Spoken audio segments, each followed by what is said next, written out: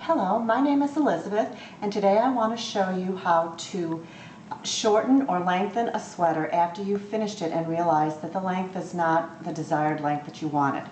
In order to do this, you will cut the fabric, put it on needles, and rework to the desired length. Now, if you're afraid to try this on a finished garment, I suggest that you make a nice, decent-sized swatch and practice on your swatch first. So, for example, you've made the sweater the sleeve too long.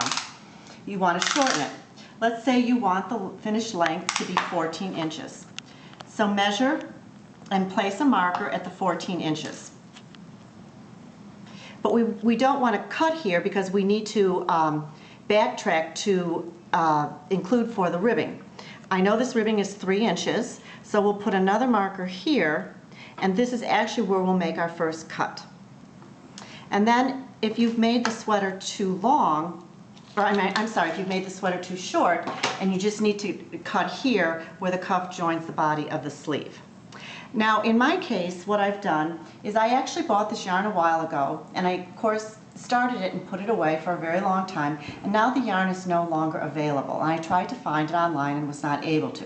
So I went to a yarn shop and bought something that I felt blended with it.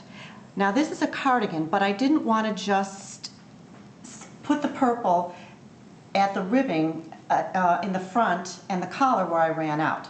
So I decided to cut off my ribbings and take the salvaged yarn and combine it with the new yarn and do some stripe work. This way it will look more like a design element, and rather than I just ran out of yarn and added some extra yarn.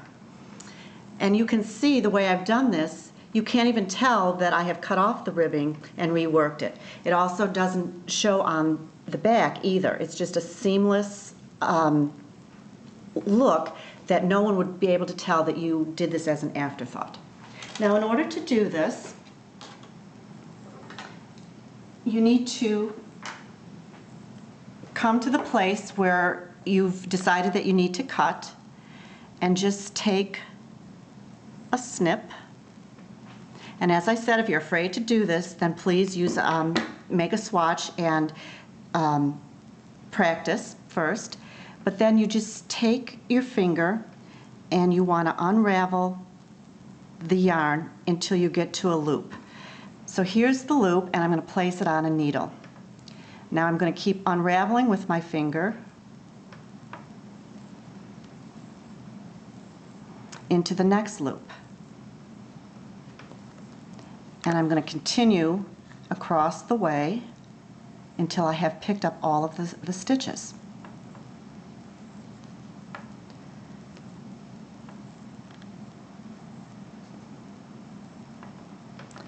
Sometimes I snip this if it gets a little too cumbersome to play with, to work with.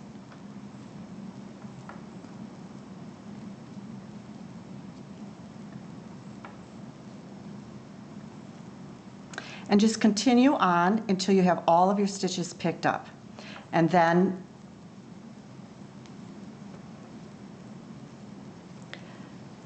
you will just be able to add your length and rework your ribbing so that it will look